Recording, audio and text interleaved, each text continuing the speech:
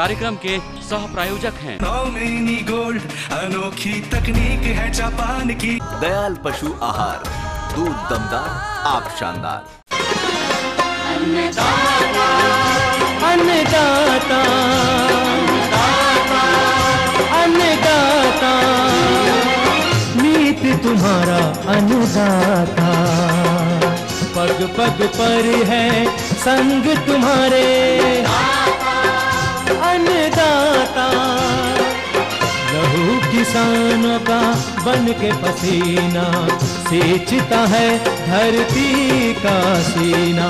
मेहनत का तेरी हक दिलवाने, नई तकनीक नई खोज बताने। पशुधन को गुणवान बनाना, पौध सुरक्षा को सिखलाना, खेती के सब गुर समझाने, भारत का सरताज बनाने। आठों पहर है संग तुम्हारे अन्नदाता, अन्नदाता। नमस्कार, मैं हूं श्वेता भट्टाचार्य। आप सभी दर्शकों का अन्नदाता कार्यक्रम में स्वागत करती हूं। हर रोज की तरह कार्यक्रम में हम लेकर आते हैं खेतीबाड़ी से जुड़ी हुई बहुत सी लाभकारी जानकारियां। तो चलिए सबसे पहले देखते हैं क्या है विशेष आपके लिए आज के कार्यक्रम में। दूधिया मशरूम के उत्पादन पर महत्वपूर्ण जानकारी।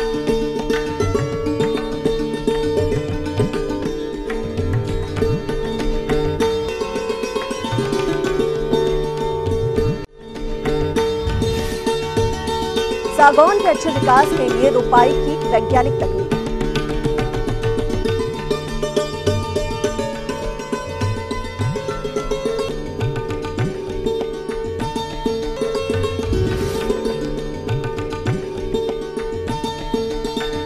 सेब के बाद में कीट और रोग नियंत्रण।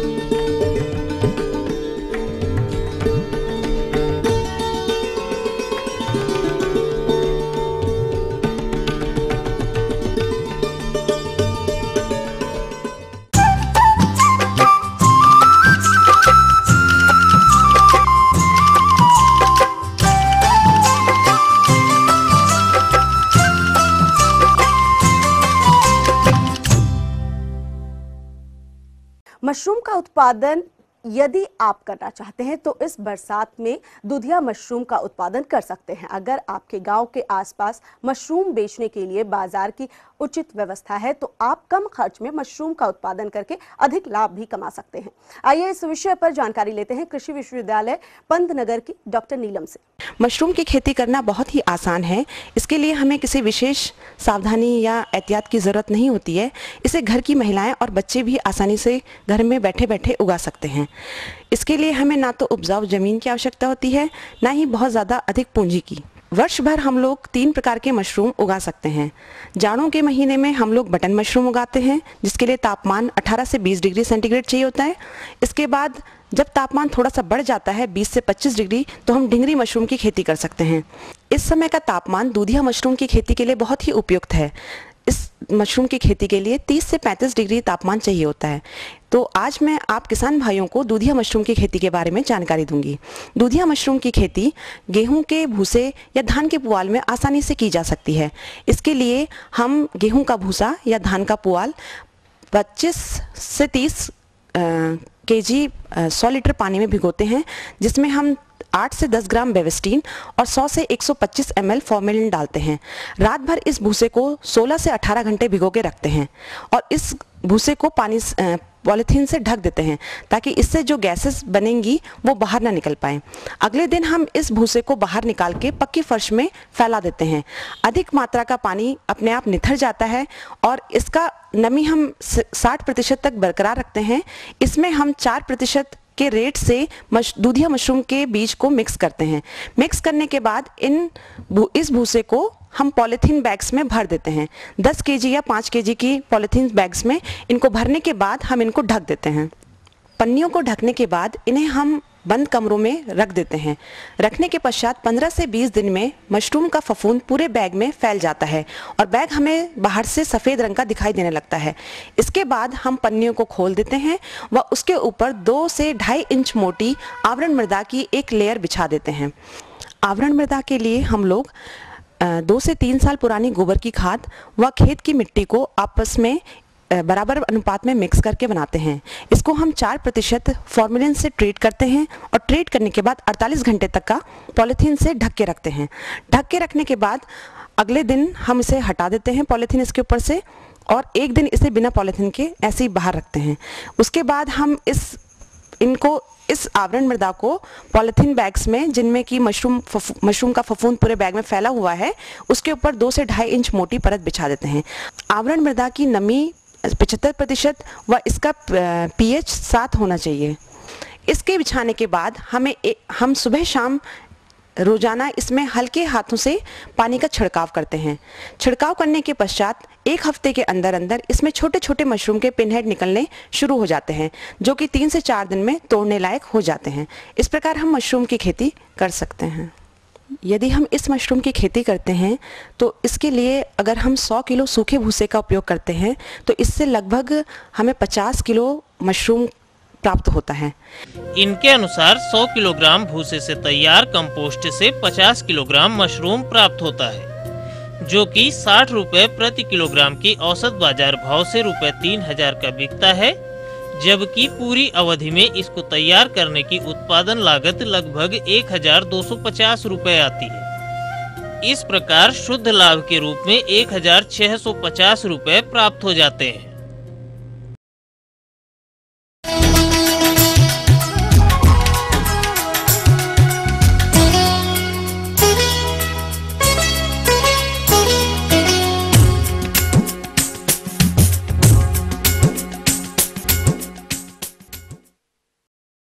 किसान भाइयों, यदि आप बड़े स्तर पर सागौन के पेड़ लगाना चाहते हैं तो उसके लिए ये समय उचित है, लेकिन आपको पौधे के चयन से लेकर रोपण के समय कुछ बातों का ध्यान रखना होगा। तो आइए इस विषय पर विस्तृत जानकारी लेते हैं BHU वाराणसी के डॉक्टर SP सिंह से। सबसे पहले हम आपको ये बताना चाहेंगे कि जो किसान भाई अपनी उपेक्षित और कृषि योग्य भूमि हो या अनुपयोगी भूमि हो, उन पर सागौन रोपण कैसे करें, कैसे उसका रेखांकन करें, इसके संदर्भ में आपको हम बताना चाहें कि देखिए, सागौन जो हमारा होता है ये 2 तरह से प्रवर्धित किया जाता है। एक बीज के माध्यम से हम करते हैं, एक हम वेजिटेटिव वानस्पतिक प्रवर्धन करते हैं उनके जड़ों के माध्यम से। जो वानस्पतिक प्रबंधन के जो पौधे हमारे हैं उनको आप चयन करें। सागौन में विशेष रूप से क्षेत्रवार प्रजातियां होती हैं। कभी किसी को बर्मा टीक कहते हैं, कुछ पीलीभीत साइड के हमारे जंगलों में होते हैं, वो यहाँ के लोकल नेपाल साइड के टीक हैं। तो कुछ ऑस्ट्रेलिया वगैरह से हमारे कुछ सीड या उनके जड़ आती हैं। और इसी तरह से हमारा गोरखपुर जो उत्तर प्रदेश में है, वहाँ के कुछ जंगलों से कुश्मी जंगल वगैरह हैं, वहाँ से काफ़ी जो है उनके बीज प्राप्त करके लोग उसका वेजिटेटिव प्रवर्धन के लिए बीज की बुआई करके उनके जड़ों को पुनः प्रवर्धित करके बढ़ाते हैं। तो इन सब चीज़ों को अगर आप देखेंगे तो टीक एक कोई विशेष प्रजाति इसकी नहीं है, वो क्षेत्र के हिसाब से जाना जाता है। बर्मा टीक जिसमें सबसे व्यवस्थित और अच्छी बढ़वार वाला, अच्छी लकड़ी देने वाला टीक माना जाता है, तो उसका वानस्पतिक प्रबंधन करके अगर किसान अपने ज़मीन पर रोपण करते हैं तो काफ़ी उनको आने वाले समय में लकड़ी काफ़ी अच्छी रेशे वाली लाभप्रद मिलेगी, जिससे अच्छा उनको कीमत मिल सकती है। सबसे बड़ी चीज़ ये है कि सागौन लगाने के लिए आप भूमि का जब भी चयन करें तो देखें कि वहाँ पे जल जमाव न हो, ऊंचास की ज़मीन हो, ऊंचाई पर हो, और उसमें कोई खारापन न हो, चाहे वो पानी का हो और चाहे आपकी मृदा का हो। तो सागौन रोपण के लिए 1.5 से 2 फीट चौड़ा गहरा गड्ढा खोदने की ज़रूरत होती है। रही बात पौधे से पौधे की दूरी, तो अगर आप अपने क्षेत्र के प्रक्षेत्र के किनारे किनारे मेंढ के पास या भीटों पर रोपण कर रहे हैं तो 6 से 7 फीट की दूरी पर आप गड्ढे बना लें। और यदि आप बागान के रूप में कोई खाली आपका क्षेत्र है उस पर आप रोपण कर रहे हैं तो सघन रोपण के दृष्टिकोण से आप 7 से 8 फुट लाइन से लाइन की दूरी और पौधे से पौधे की दूरी 10 फुट आप रखें, तो आप देखेंगे कि एक जंगलात के रूप में, अच्छा वनीकरण के रूप में आपका जो है रोपण तैयार होने पर बगीचा आपको दिखेगा। तो इस तरह से रेखांकन इन माप के अनुरूप करके आप 1.5 से 2 फीट चौड़ा गहरा गड्ढा खोद लें। उसमें सड़ी गोबर की खाद 10 से 15 किलो 50 ग्राम फॉरेट, जिससे जड़ों को कोई दीमक आदि व कीट उसको नुकसान न पहुंचाए, भराई कर दें। उसके उपरांत इसका रोपण करें। देखिए, सागौन के रोपण के लिए 2 सबसे प्रमुख मौसम हैं। एक मौसम वर्तमान में चल रहा है, दूसरा मौसम इसका सुसुप्ता अवस्था, जब हम जनवरी के महीने में या फरवरी के महीने में बसंत ऋतु में भी इसका रोपण करके हम इन सीटू सिस्टम या स्वस्थानीय प्रक्रिया से भी हम रोपण कर सकते हैं। थालों की निकाई गुड़ाई पर विशेष ध्यान दें। साथ ही साथ इनके थालों की निराई गुड़ाई करने के बाद आवश्यकता पड़ने पर ही सिंचाई करें। और पौधों में 100% जीवित रहने की क्षमता होती है। यदि किसी भी तरह से पशुओं से क्षतिग्रस्त भी हो जाता है तो वह पुनः उसमें से पनप करके तैयार हो जाता है। तो ये थी कुछ उपयोगी जानकारियां। अब लेते हैं एक छोटा सा ब्रेक, जल्द लौटेंगे और कार्यक्रम में आगे है महत्वपूर्ण जानकारियां। बने रहिए हमारे साथ।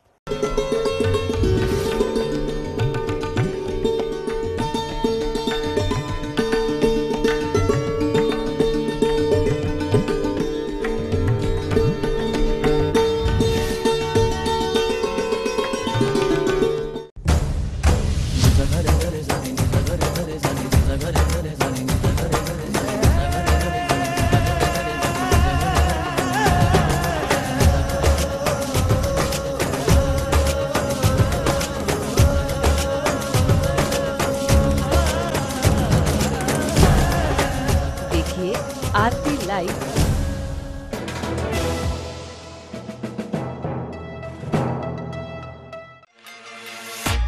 दुनिया देखी है, पर अपने देश की बात ही निराली है। अपनी संस्कृति, अपने लोग, अपना घर, ये सब देखकर ना जैसे सुकून सा मिल जाता है। ऐसे ही जब टीवी ऑन करते हैं तो क्या लखनऊ, क्या आगरा और क्या बनारस, यहाँ तो पूरा अपना यूपी ही आंखों के सामने होता है। तो भैया, अपना अपना ही होता है। अपने प्रदेश की पूरी खबर, अपना यूपी, इस समय पर।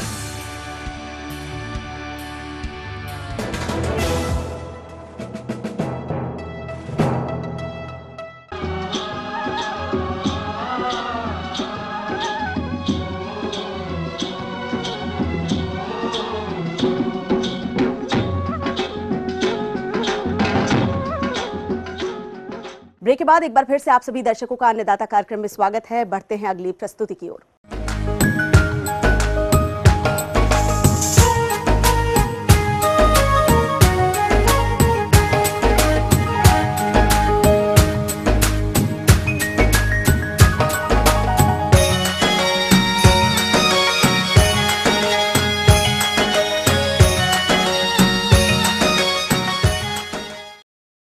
अपना उत्तराखंड यहाँ के पहाड़ी क्षेत्रों में शीतोष्ण फल, सेब, आड़ू, नाशपाती, आलू बुखारा इत्यादि के बाग व्यापक पैमाने पर देखे जा सकते हैं। यहाँ यदि सेब की बात करें तो बाग में इस वक्त सेब के फल लगे हैं, जिसकी अच्छी गुणवत्ता के लिए कीट बीमारियों के नियंत्रण पर इसे ध्यान देने की आवश्यकता होती है। तो आइए इस विषय पर जानकारी लेते हैं डॉक्टर संजीव कुमार बानियाल से। आज मैं आपसे सेब की बागवानी के विषय में कुछ बातचीत करूँगा। जैसा कि आप जानते हैं कि ये बरसात का मौसम है और जो हमारे सेब के जो फल हैं वो पूर्ण विकसित होने की तरफ बढ़ रहे हैं। ऐसे समय में जुलाई माह में रखने वाली कुछ सावधानियों के विषय में मैं आपको बताऊँगा। बरसात का जो मौसम है उसमें पौधे के जो तौलिया है उसमें जल निकास का पूरा प्रबंध करें। अगर पौधे के तौलिए में जो पानी है वो भर जाएगा तो उससे जड़ों और तने के निचले हिस्से में बीमारियां पैदा होने की आशंका रहती है। इन सब से बचाव के लिए आप बगीचे में और ख़ासकर पौधे के तौलिए में पानी न रुकने दें। इसे नालियां बनाकर चैनलाइज कर बगीचे को सूखा रखने की कोशिश करें। सेब के पौधों में अक्सर देखा गया है कि जड़ों के सड़ने की बीमारी जो है वो अधिकतर लगती है।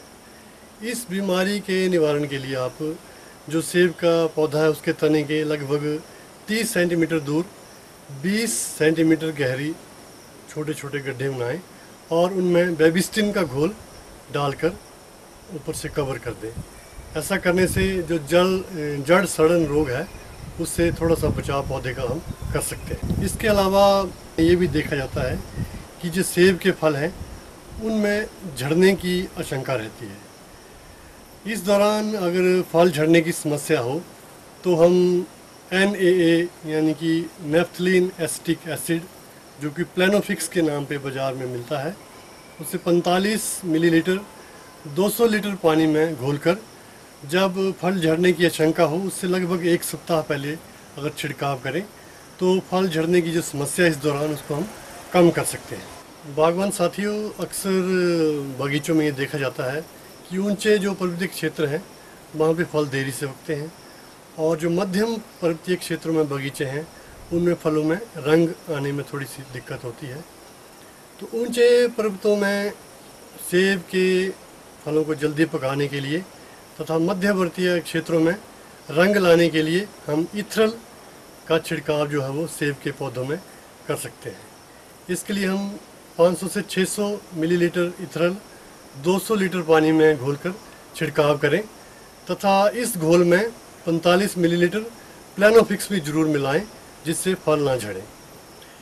इस घोल को छिड़काव करने का उचित समय है जब फलों में कुदरती तौर पर लगभग 30% जो है वो रंग विकसित हो जाए, उस समय इस घोल का छिड़काव करें जिससे कि हमारे सेब के जो फल हैं उनमें अच्छी तरह रंग विकसित हो सके।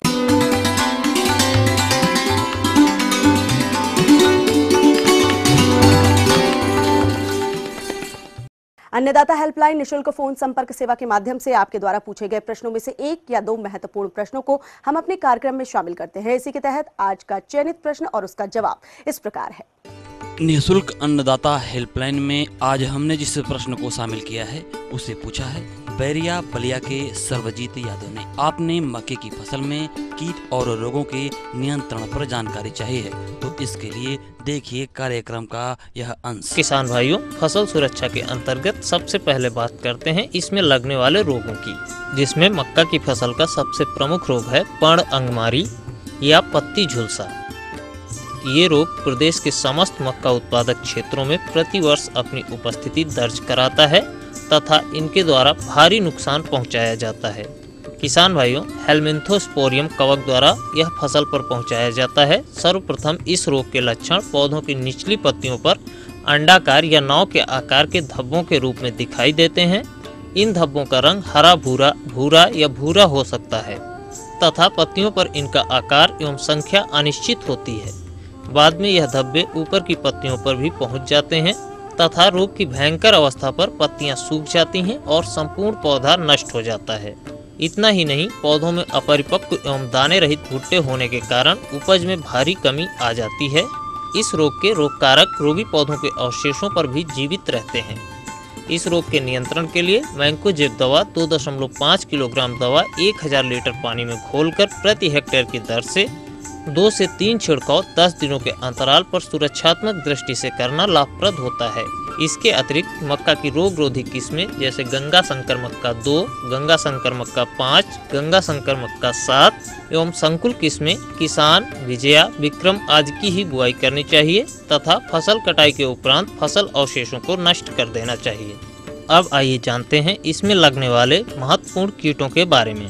तो इसका सबसे भयंकर कीट है तना छेदक। इसकी सूढ़ियां तनों में छेद करके अंदर ही अंदर खाती हैं, जिससे तेज हवा चलने पर पौधा टूटकर गिर जाता है।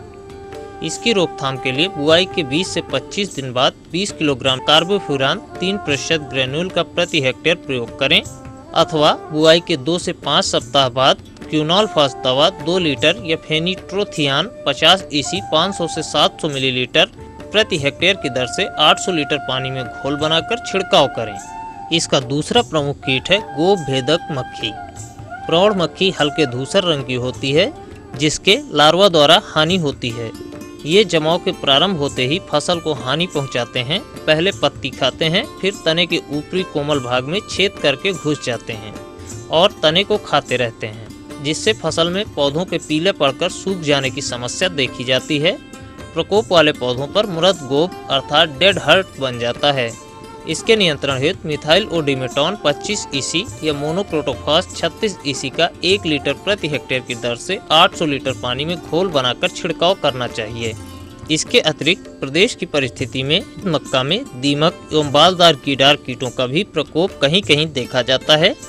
दीमक के नियंत्रण हेतु खड़ी फसल में प्रकोप होने पर क्लोरोपाइरीफॉस दवा 2 से 3 लीटर मात्रा प्रति हेक्टेयर सिंचाई नाली के माध्यम से खेत में प्रयोग करना चाहिए। बालदार कीट अथवा भुड़ली कीट के नियंत्रण हेतु डाइक्लोरोवास दवा 650 मिलीलीटर मात्रा 800 लीटर पानी में घोलकर प्रति हेक्टेयर की दर से छिड़काव करना चाहिए। आजकल मक्के की फसल में एक विनाशकारी सूक्ष्म जीव सूत्रकृमि का प्रकोप भी देखा जा रहा है, जिसके नियंत्रण हेतु फसल चक्र अपनाएं तथा बुआई के समय कार्बोफ्यूरान दवा 1 किलोग्राम सक्रिय तत्व का प्रयोग करना चाहिए। इस प्रकार किसान भाइयों, मक्का की खेती में अगर उपर्युक्त बताए गए लगने वाले रोगों एवं कीटों की रोकथाम कर ली जाए तो मक्का की फसल से 35 से 40 क्विंटल प्रति हेक्टेयर उत्तम एवं गुणवत्ता युक्त उत्पादन प्राप्त किया जा सकता है। निःशुल्क अन्नदाता हेल्पलाइन में आज हमने जिस प्रश्न को शामिल किया है उसे पूछा है दौलतपुर लखनऊ के अभय लाल ने। आपने पॉली हाउस में झरबेरा की खेती पर तकनीकी जानकारी चाहिए।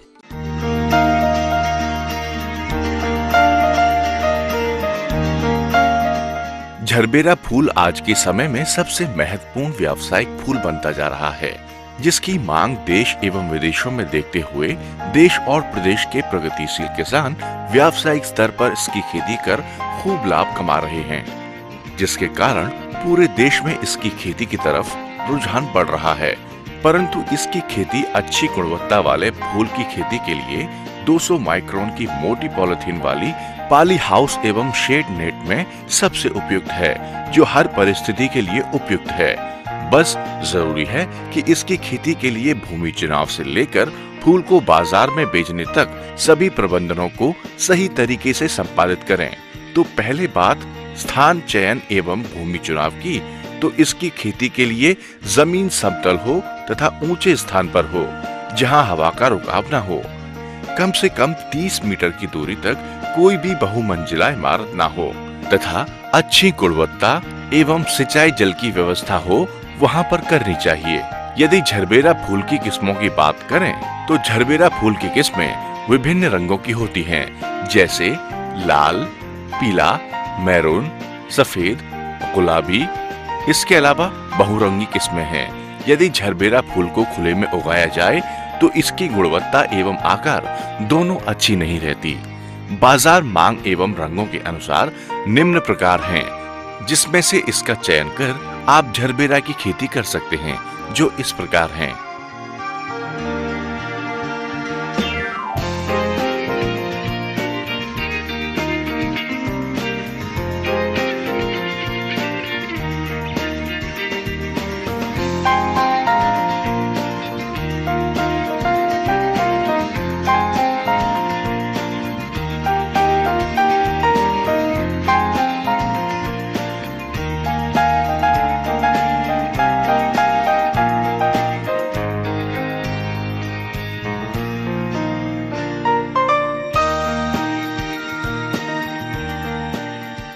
जहाँ तक इसके लिए उपयुक्त मिट्टी की बात है, झरबेरा फूल से सफल उत्पादन के लिए मिट्टी का चुनाव सबसे महत्वपूर्ण है। इसके लिए मिट्टी पोषण युक्त उर्वर मिट्टी जिसका पीएच मान 6 से 7 के बीच हो, वह सर्वोत्तम होती है।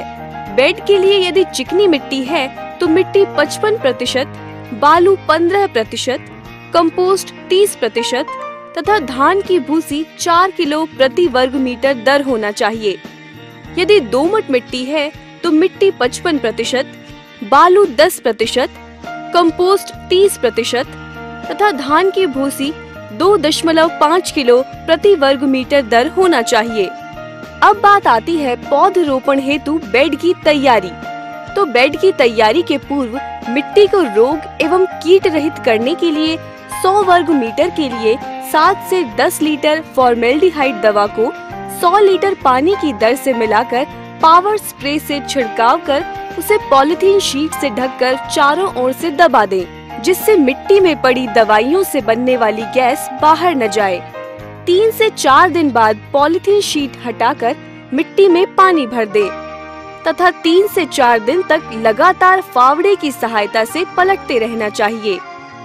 सुगमता पूर्वक सभी कृषि कार्य संचालन होने के लिए झरबेरा की खेती रेज बेड पर की जाती है और बेड की ऊंचाई 45 सेंटीमीटर तथा बेड की चौड़ाई 60 सेंटीमीटर एवं दोनों बेडों के बीच की दूरी 30 सेंटीमीटर होनी चाहिए।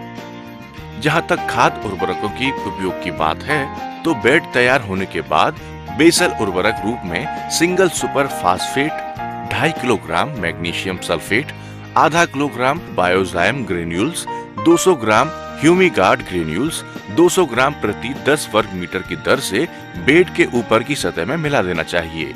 झरबेरा की खेती में पौधरोपण एक महत्वपूर्ण कार्य है जिसे बड़ी सावधानी पूर्वक करना चाहिए।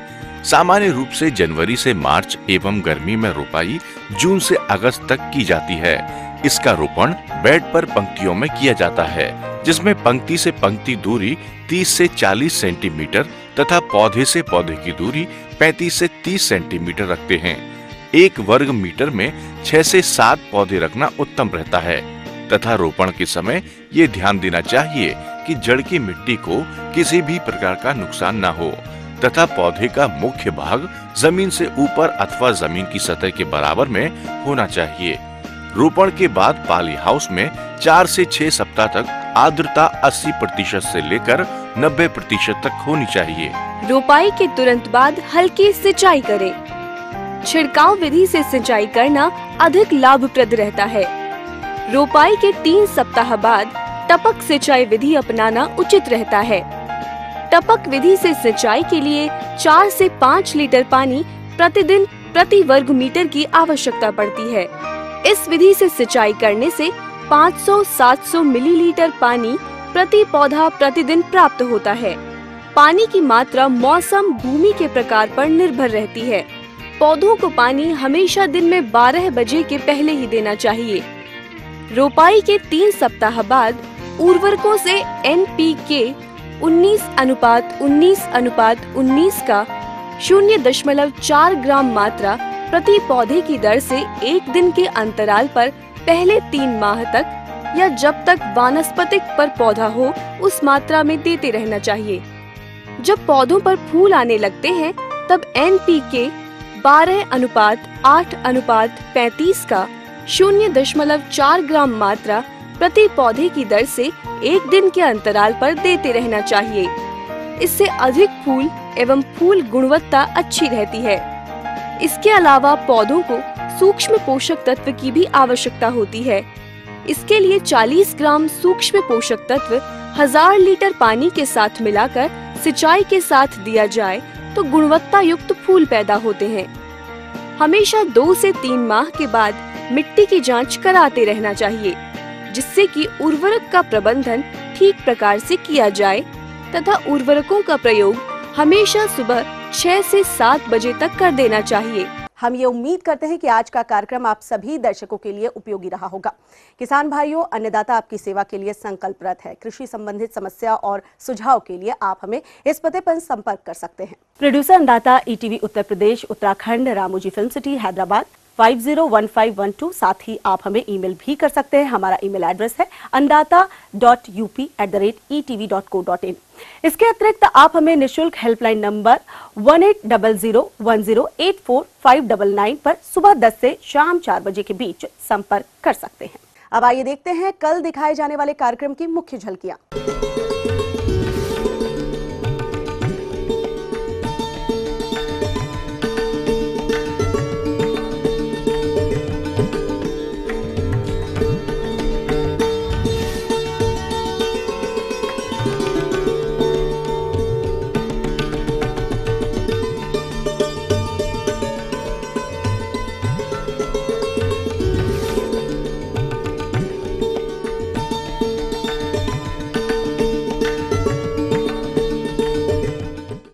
फिलहाल अन्नदाता की पूरी टीम को दीजिए इजाजत। कल फिर इसी वक्त आपसे मुलाकात होगी कृषि संबंधित कुछ और रोचक जानकारियों के साथ। नमस्कार।